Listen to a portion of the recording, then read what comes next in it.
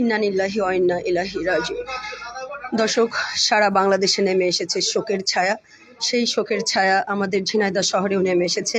ঝিনাইদহের সকল জেলা বিএনপির সকল কর্মীরা কিন্তু কান্নায় ভেঙে পড়েছেন বেগম খালেদা জিয়ার মৃত্যুতে।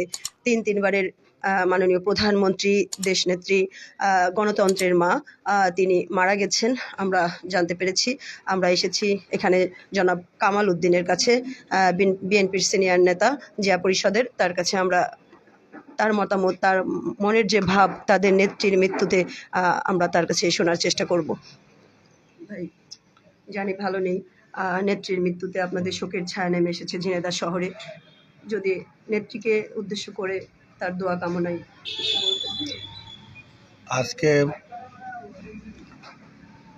সকাল 6টায় আমাদের বিএনপি চেয়ারপারসন, তিনবারের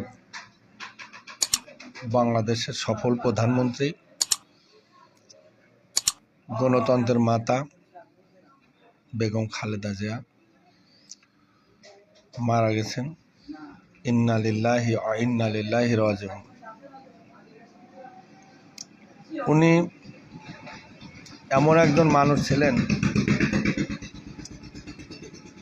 নিজের স্বামী হারিয়েছেন, সন্তান হারিয়েছেন, একটা সন্তানের নির্যাতন নিজের সামনে দেখেছেন।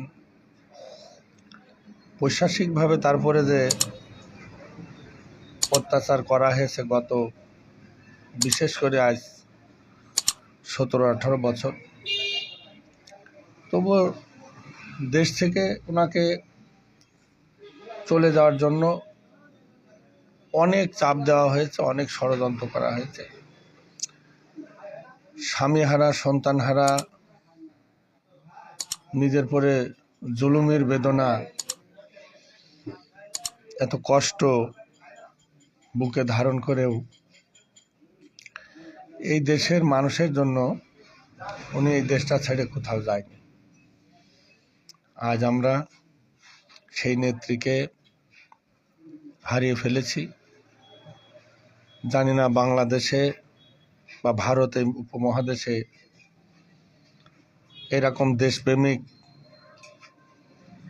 কোনো নেত্রীর জন্ম হবে বলে আমার কাছে মনে হয় না।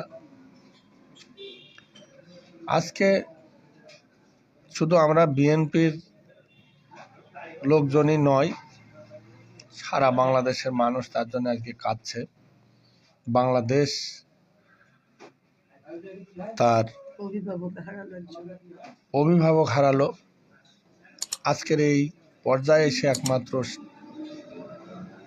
দেশমাতা বেগম খালেদা জিয়ার নেতৃত্বেই এই জাতি ঐক্যবদ্ধ থাকার সম্ভব ছিল, বা জাতি সেই স্বপ্ন দেখত। অত্যন্ত দেশের এই সংকটকালে ওনার চলে যাওয়াটা দেশের জন্য, জাতির জন্য অনেক ক্ষতি হলো। এরপরেও আমরা আমাদের নেত্রীর হারানো বেদনা, কষ্টকে ভুলবার নয়। তারপরেও আমি দেশবাসীর কাছে, মানুষ মাত্রই মারা যাবে এটাই সত্য, দেশবাসীর কাছে আমার নেত্রীর জন্য দোয়া চাই।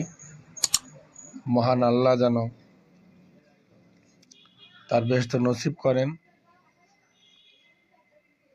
নেত্রীর সকল প্রকার আগামী বাংলাদেশটা, নেত্রীর যে কষ্টটা করেছে, আগামী বাংলাদেশ যেন নেত্রীর এই কষ্ট পুনরায় যাতে কেউ না পায়। নিজের জীবন বাজি রেখে উনি যে স্বপ্ন দেখেছেন বাংলাদেশ নিয়ে, আগামী বাংলাদেশ যেন সেই স্বপ্ন বাস্তবায়ন করতে পারে। এটাই একটু জানতে চাচ্ছিলাম যে নেত্রী চলে গেলেন, নির্বাচনে কোনো প্রভাব ফেলবে কিনা এ বিষয়ে।